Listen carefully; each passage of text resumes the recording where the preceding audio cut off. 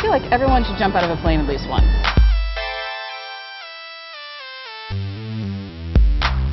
I'm an independent wine consultant. I'm a consulting wine buyer here at Morel.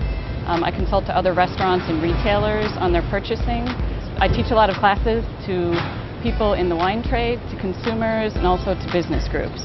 The last category is really more about wine-tertainment. The Master of Wine is a title given by the Institute of Masters of Wine, which is based in London. The exam is 4 days. It's a blind exam with 36 wines that are tasted blind. It took me 7 years, about $100,000, and every last ounce of strength that I had.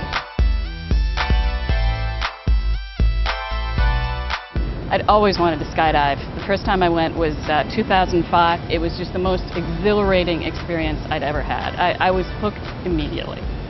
Well, there are really two different reactions. One is, oh, I want to do that. Where do you do that? How much does it cost? And the other is, what's wrong with you?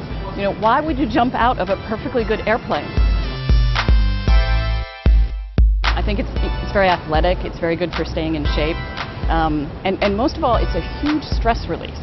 When you're falling through the air at up to 200 miles an hour, thoughts of office politics, that conversation you have to have with your boss that you don't want to have, that's really not in your head anymore.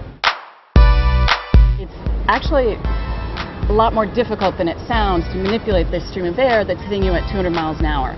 If you think about putting your hand outside the car at 60 miles an hour, it's really hard to keep it flat to the wind.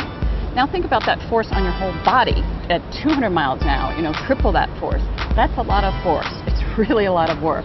There are times when I get down and I'm panting, I'm breathing heavily because of all the work that I'm doing in the skydive.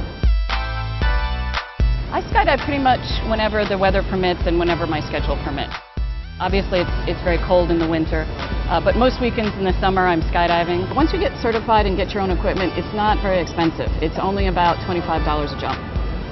So if you compare that to golf, it's a lot less expensive than golf, and in my opinion, a lot more fun.